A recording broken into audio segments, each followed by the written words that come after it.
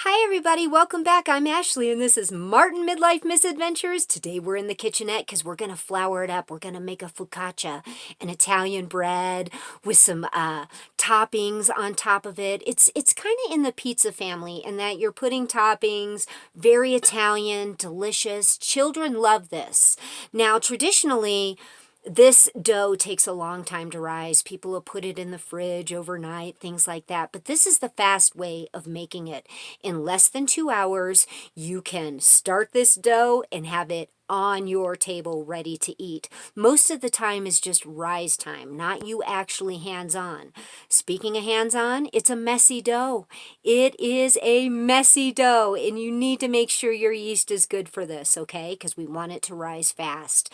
We're going to top it in two different ways. I'm going to make two different types of topping it, and I hope you all will share some ways you like to top it, okay? Creators, make a flour it up video, okay? Tag it, flour it up, tag us in it, and we will add you to the playlist. We're trying to teach people to not be afraid to use flours, okay?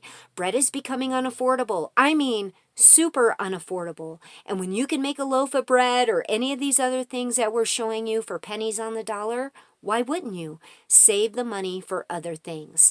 I'm going to stop talking about that because I really want to show you how to make this focaccia. Let's get started. All right, friends, for our focaccia, what we're going to need are 2½ cups of flour, 1 tablespoon of sugar, 7 tablespoons of olive oil. You heard that right. This is how I dispense mine, but I wanted to show you the kind I was using. 1½ cups of water, about a teaspoon of salt, and some fast-rising instant yeast. You could either use an entire package, or if you have it in bulk, you could just use 1 tablespoon. I'm going to start by getting the flour in the bowl. Now, you could go ahead and just dump everything in this bowl and mix it up, no problem. But I'm going to go ahead and bloom out my yeast a little.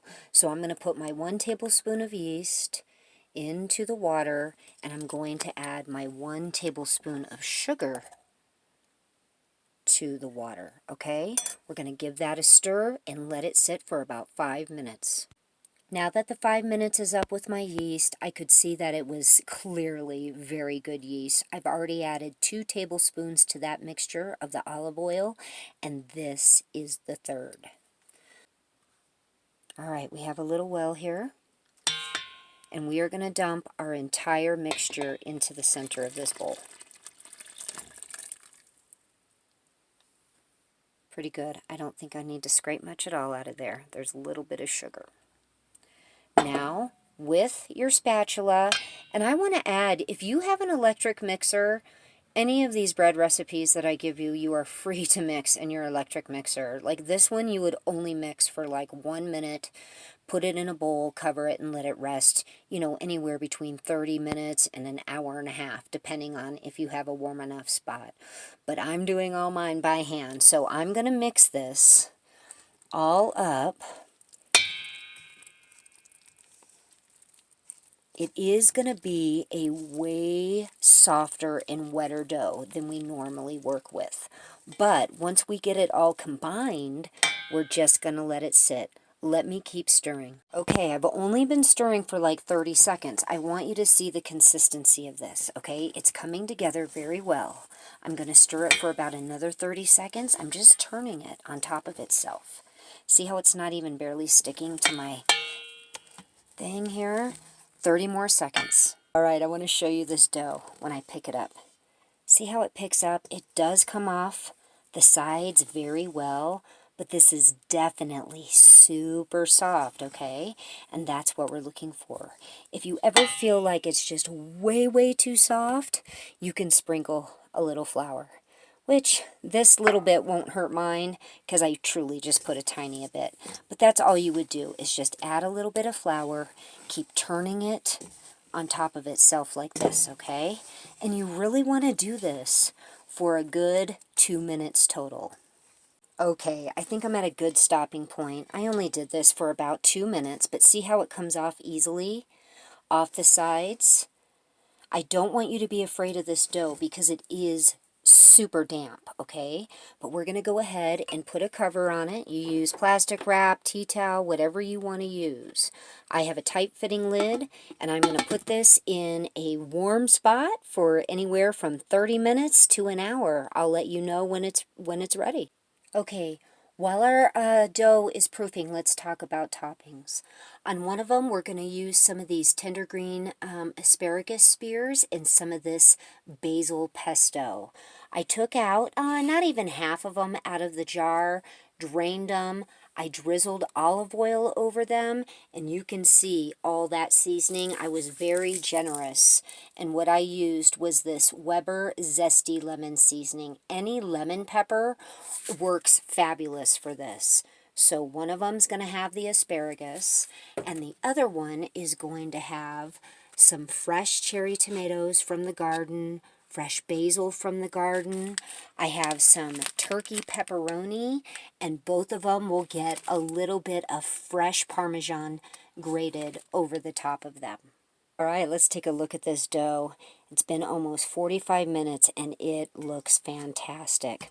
I'm going to dump this onto my floured board. It's all dumped on the board.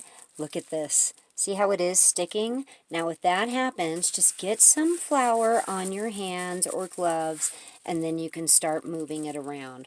What we're going to do, and dust the top as well, we're just going to knead this. I'm going to fold it on itself that way, that way, that way, and I'm going to do this about 5 times. See how it just, yeah, it's got a lot of elasticity to it. It's wet.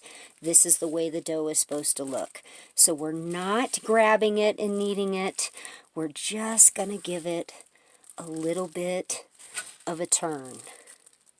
And that's it. I literally only turned it like 5 times.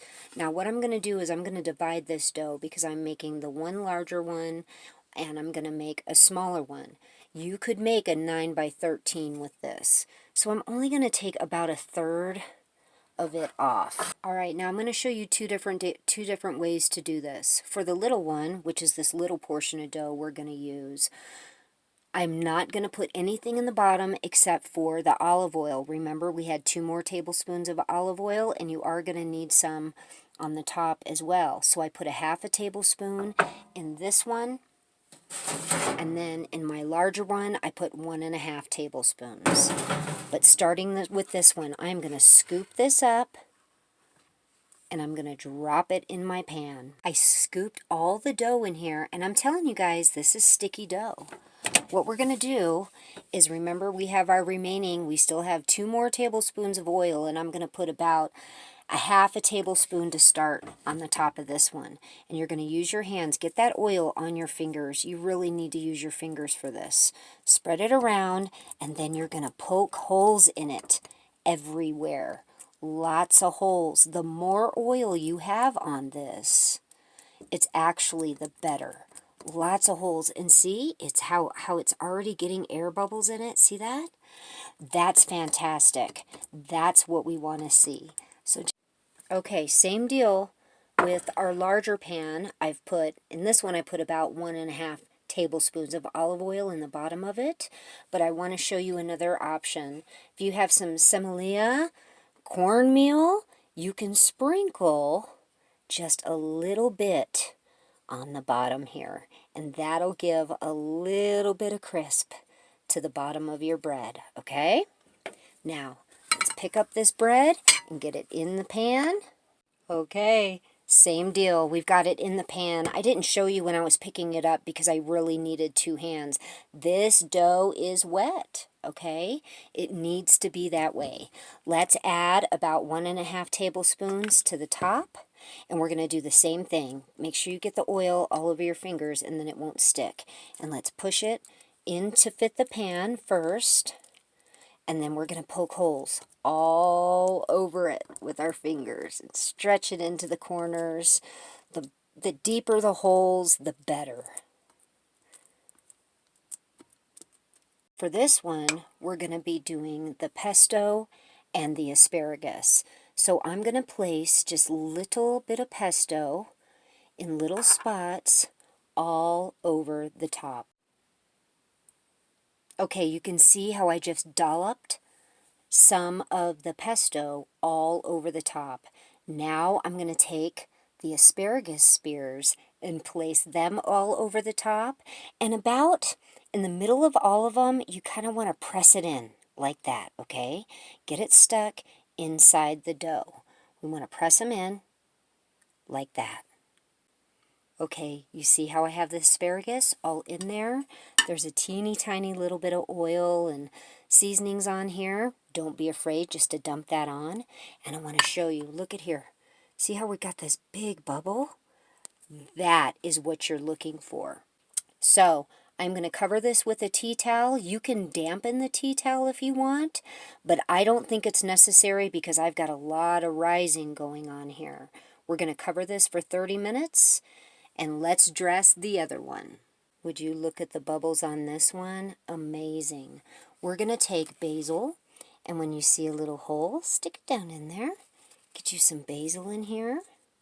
Now at the end, we do want to, I'm kind of trying to get some of the oil on the basil because if you don't get oil on your herbs, they will burn. They definitely will burn. So let's just spread these out best we can. Press them down. Just like that. Now we're going to take our cherry tomatoes. I'm going to put one in the center of all of these, and we're going to press them down a little more. Maybe two of them. Press them down.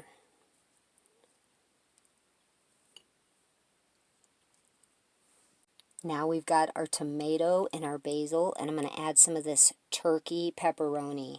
I'm telling you guys, let me show you this. This is made by Bridgeford. Ours has a rack of it by our refrigerated section, but it is not refrigerated. It is shelf stable. And every time I've bought it, it has had at least a year left on its best by date. It's fantastic. You do refrigerate after opening, but it can just sit on your shelf. Turkey pepperoni, and it is delicious. It cooks up no different than any other pepperoni. So we're just going to kind of shove some of these in here. I want them to kind of bake into it because the oils from the pepperoni come out, get into your bread, and just make an amazing flavor. And I like a little of them to stick up too because they'll get a little crispy. Okay, let's see. Let's look at that. I think I'm going to put a couple more pieces of pepperoni, and then I'm going to put a cover over this, just a tea towel, and let it rest for 30 minutes. And notice, I'm not telling you to preheat your oven because you do not preheat your oven for this recipe. You ready to see this? It's been 30 minutes. Ta-da! Would you look at that rise? Does that not look amazing? Now, some of you will say, Ashley, you didn't add the salt to the dough. You're right, I didn't. And that's because I like to have a little salt on top. There's just something about that little salty crunch on top. So I add the salt at the very end on the top. You certainly could just put it in your dough. And that is it. You do not preheat your oven.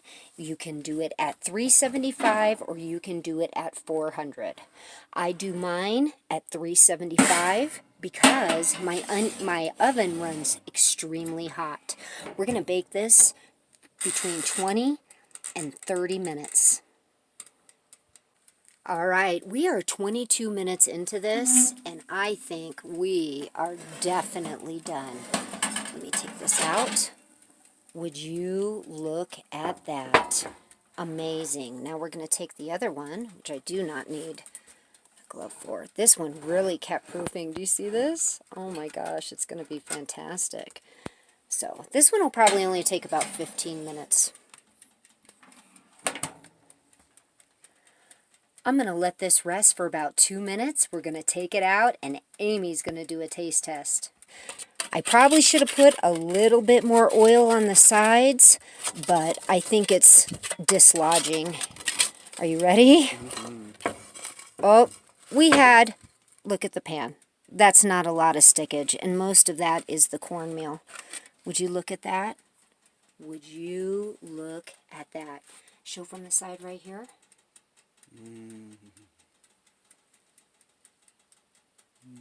All right, let me set this down, and we'll get a knife, and we're gonna cut a little piece. What piece? Where do you want me to cut it from? Wherever. Okay, we'll just do a strip right here. I'm still wearing my glove because this bread is still very hot.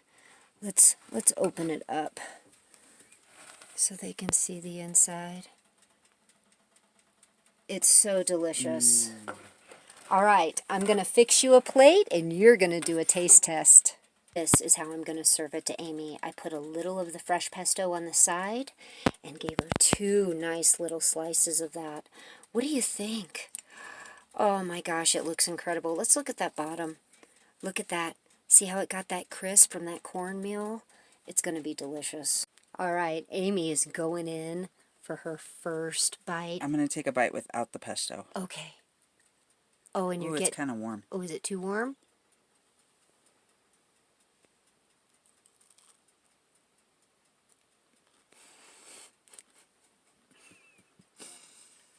Mmm.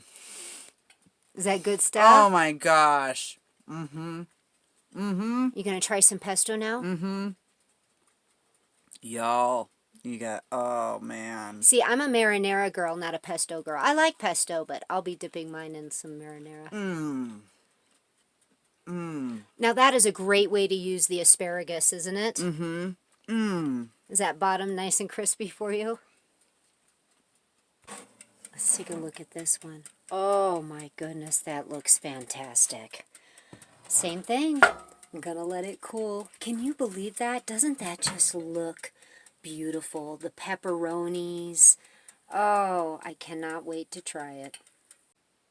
All right, friends. I'm gonna try the pepperoni one because that is my favorite. Let me show you. Mmm.